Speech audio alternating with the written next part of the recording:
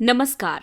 Vision IAS के news today के इस अंक में आप सभी का स्वागत है। इस अंक में हम आपके लिए लेकर आए हैं यूपीएससी परीक्षा की दृष्टि से महत्वपूर्ण कुछ अहम खबरें। इस अंक की सबसे पहली खबर पारिस्थितिकी से संबंधित है। हाल ही के अध्ययन के अनुसार मैंग्रोव वन तीव्र गति से संकटग्रस्त होते जा रहे हैं। एक हालिया अध्ययन में वैश्विक स्तर पर मैंग्रोव क्षेत्रों में निरंतर गिरावट को दर्शाया गया है। मैंग्रोव क्षेत्र में आई इस गिरावट का कारण है नदी पर निर्मित बांधों से कीचड़ की आपूर्ति नकारात्मक रूप से प्रभावित हो रही है, जो कि मैंग्रोव के विकास के लिए बहुत जरूरी है। साथ ही इस रिपोर्ट में इमारतों और समुद्री दीवारों के कारण उनके पर्यावास स्थलों के अतिक्रमण को भी दर्शाया गया है। हालांकि स्टेट ऑफ फॉरेस्ट रिपोर्ट 2019 के अनुसार भारत में मैंग्रोव कवर में वृद्धि हुई है। मैंग्रोव पारिस्थितिकी तंत्र स्थलीय वनों और जलीय समुद्री पारिस्थितिक तंत्रों के बीच एक कड़ी के रूप में कार्य करता है। ये खारे जल के प्रति सहिष्णु वनस्पति है, जो नदियों और ज्वारनद मुखों के अंतर ज्वारीय क्षेत्रों में उत्पन्न होती है। आइए अब मैंग्रोव से प्राप्त होने वाले लाभों को जानते हैं। मैंग्रोव वन तटों को मजबूत आधार प्रदान करते हैं और ये तूफान, समुद्री जलधाराओं, तरंगों और ज्वार से होने वाले क्षरण को भी कम करने में सहायता करते हैं। मैंग्रोव वन स्थलीय वनों की तुलना में 4 गुना अधिक कार्बन डाइऑक्साइड को अवशोषित करते हैं। 2 से 5 हेक्टेयर मैंग्रोव की सहायता से 1 हेक्टेयर जलीय कृषि के अपशिष्ट जल का निस्तारण किया जा सकता है। मैंग्रोव पारिस्थितिकी तंत्र में 3000 से अधिक मछलियों की प्रजातियां पाई जाती हैं और हाल ही में संयुक्त राष्ट्र पर्यावरण कार्यक्रम के नैरोबी अभिसमय द्वारा पश्चिमी हिंद महासागर क्षेत्र के लिए मैंग्रोव पारितंत्र पुनर्स्थापन पर दिशा निर्देश जारी किए गए हैं। इस अभिसमय का उद्देश्य स्वस्थ नदियों, तटों और महासागरों के साथ एक समृद्ध पश्चिमी हिंद महासागरीय क्षेत्र के विकास को बढ़ावा देना है। हालांकि भारत इस अभिसमय का पक्षकार नहीं है। अगली खबर कार्बन व्यापार से संबंधित है। विश्व में पहली बार एक भारतीय कार्बन ट्रेडर द्वारा प्रारंभिक सार्वजनिक प्रस्ताव यानी इनिशियल पब्लिक ऑफरिंग आईपीओ जारी किया गया है। इंदौर स्थित इंकिंग इंटरनेशनल आईपीओ के माध्यम से कार्बन व्यापार करने वाली विश्व की प्रथम कंपनी बन सकती है। दरअसल इंकिंग इंटरनेशनल कार्बन ऑफसेट के व्यापार से जुड़ी हुई एक कंपनी है। कार्बन ऑफसेट बाजार क्रय विक्रय योग्य प्रपत्र होते हैं, जो उन कंपनियों को जारी किए जाते हैं जिनकी परियोजनाएं कार्बन डाइऑक्साइड उत्सर्जन को कम करने से संबद्ध होती हैं। आइए अब कार्बन व्यापार के बारे में समझते हैं। कार्बन ट्रेडिंग को वर्ष 1997 के क्योटो प्रोटोकॉल के तहत आरंभ किया गया था, जो वर्ष 2005 में लागू हुआ था। इसके तहत प्रमाणित उत्सर्जन कटौती उन कंपनियों को जारी की गई थी जो उत्सर्जन को कम करने वाली परियोजनाओं जैसे कि पवन, सौर या ऊर्जा दक्षता के लिए कार्यरत थीं। ये उन देशों को कार्बन क्रेडिट के क्रय के अवसर प्रदान करता है जो अपनी कटौती के लक्ष्य को पूरा करने में असमर्थ हैं। पेरिस समझौता भी देशों को उनके एनडीसी लक्ष्यों को पूरा करने के लिए उनके बीच स्वैच्छिक व्यापार के अवसर प्रदान करता है। यदि कोई देश अपने लक्ष्य से अधिक ग्रीन हाउस गैस उत्सर्जन को कम करता है, तो वो उत्सर्जन में की हुई कमी को किसी अन्य देश को अंतर्राष्ट्रीय स्तर पर व्यापार किए हुए शमन परिणाम के रूप में बेच सकता है। भारत में नवीकरणीय ऊर्जा प्रमाण पत्र तथा निष्पादन, उपलब्धि और व्यापार विशेषतः ऊर्जा प्रमाणन कार्यक्रम है। आपको बता दें कि केंद्रीय विद्युत विनियामक आयोग ऊर्जा बचत प्रमाण पत्रों के व्यापार के लिए एक बाजार विनियामक है। अगली खबर सूचना एवं प्रौद्योगिकी क्षेत्र से संबंधित है। सरकार द्वारा टीवी चैनलों के लिए एक आचार संहिता पर विचार किया जा रहा है। राष्ट्रीय प्रेस दिवस के दिन यानी 16 नवंबर को सूचना और प्रसारण मंत्री ने कहा है कि सरकार टीवी चैनलों के लिए एक समान आचार संहिता विकसित करने के बारे में विचार कर रही है। इस प्रकार की आचार संहिता प्रिंट मीडिया के लिए पहले से ही लागू है। हाल ही में उच्चतम न्यायालय ने मीडिया के लिए घृणा फैलाने वाले भाषणों के विरुद्ध स्पष्ट दिशा निर्देशों के निर्माण और उनके प्रभावी कार्यान्वयन की आवश्यकता को रेखांकित किया था।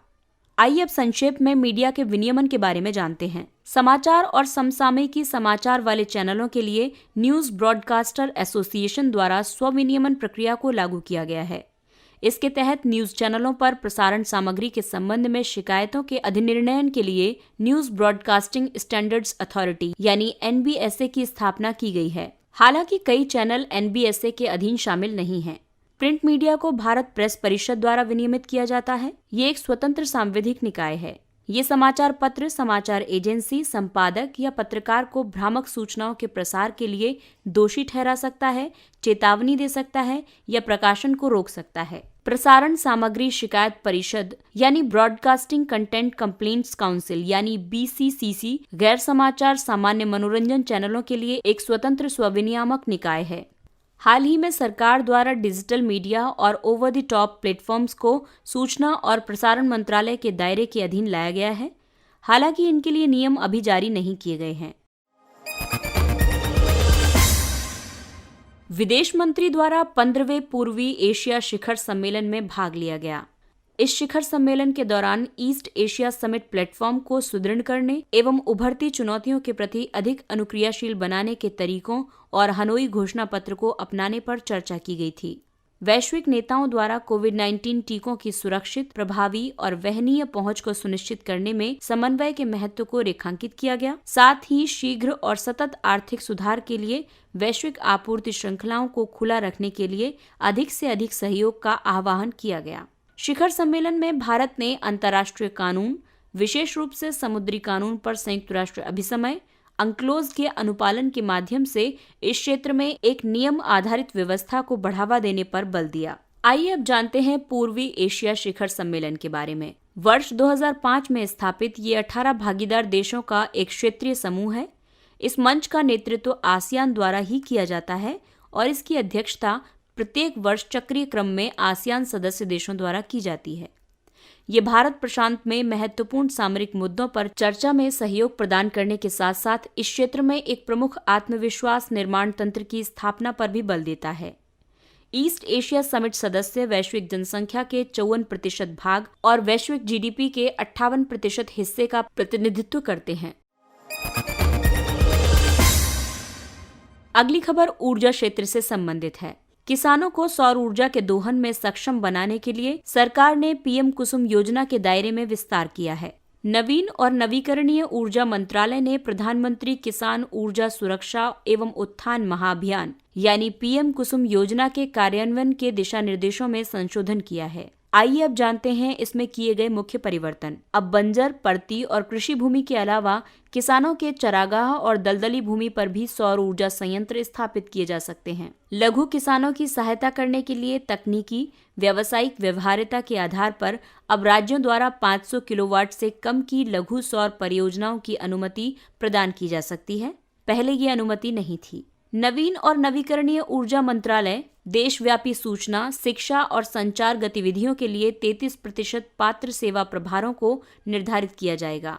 न्यूनतम निर्धारित क्षमता उपयोग कारक यानी कैपेसिटी यूटिलाइजेशन फैक्टर से संबंधित सौर ऊर्जा उत्पादन में गिरावट की स्थिति में नवीकरणीय ऊर्जा उत्पादक पर कोई अर्थदंड आरोपित नहीं किया जाएगा। आइए अब जानते हैं PM कुसुम योजना के बारे में। PM कुसुम योजना को वर्ष 2019 में किसानों को उनकी कृषि जल की आवश्यकता को पूरा करने के लिए डीजल पंपों के स्थान पर सौर ऊर्जा संचालित पंपों के प्रयोग और इसके माध्यम से स्वच्छ ऊर्जा के उपयोग को प्रोत्साहित करने के लिए आरंभ किया गया था। इस योजना के 3 घटक हैं। घटक A के तहत विकेंद्रीकृत ग्राउंड या स्टिल्ट माउंटेड ग्रिड से जुड़े 10,000 मेगावाट के सौर या अन्य नवीकरणीय ऊर्जा आधारित विद्युत संयंत्रों की स्थापना की जाएगी। घटक B के तहत of grid solar pump 17,50,000 stand alone सौर कृषि पंप स्थापित करने के लिए किसानों को व्यक्तिगत आधार पर समर्थन प्रदान किया जाएगा। और घटक C के तहत ग्रिड से जुड़े इलेक्ट्रिक पंपों का सोलराइजेशन किया जाएगा।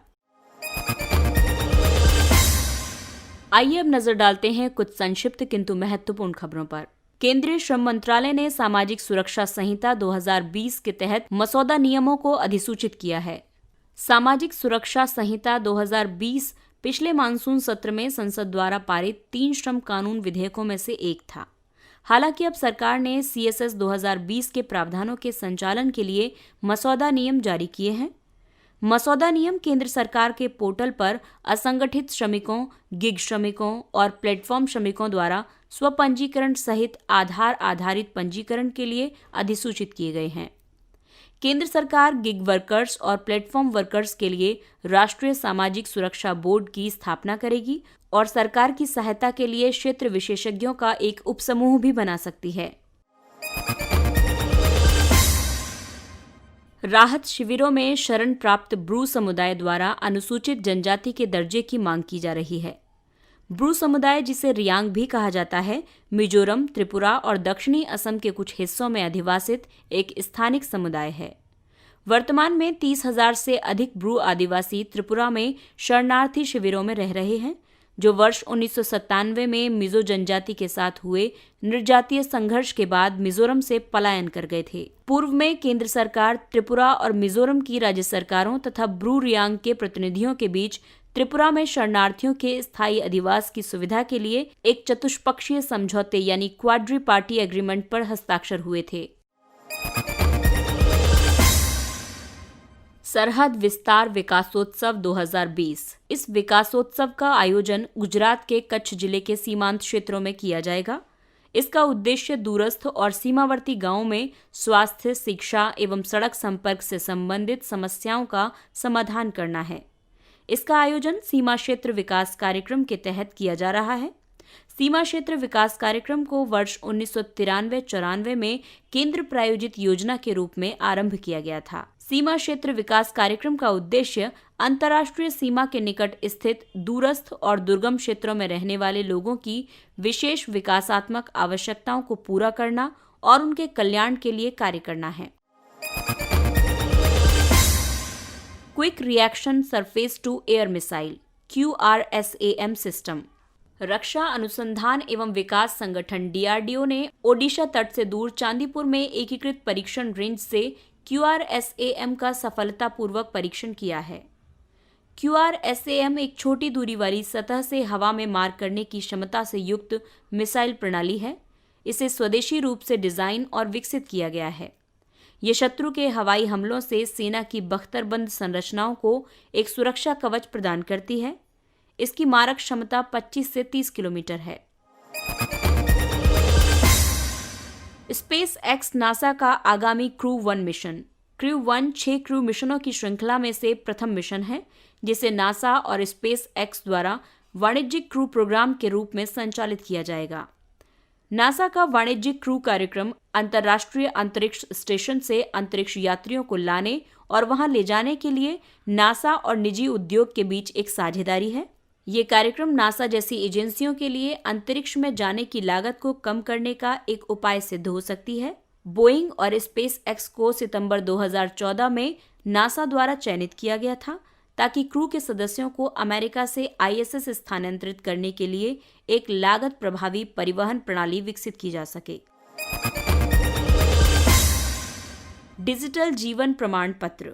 जीवन प्रमाण पत्र पेंशन भोगियों के लिए एक बायोमेट्रिक समर्थन डिजिटल सेवा है। केंद्र या राज्य सरकार, PSUs या PSBs, किसी अन्य सरकारी संगठन से पेंशन प्राप्त करने वाले सेवानिवृत्त कर्मचारी इस सुविधा का लाभ उठा सकते हैं। हाल ही में डाक विभाग ने डिजिटल रूप से जीवन प्रमाण पत्र के सत्यापन में पेंशन भोगियों की सहायता के लिए इंडिया पोस्ट पेमेंट बैंक के साथ समन्वय में एक डिजिटल जीवन प्रमाणन सेवा शुरू की है।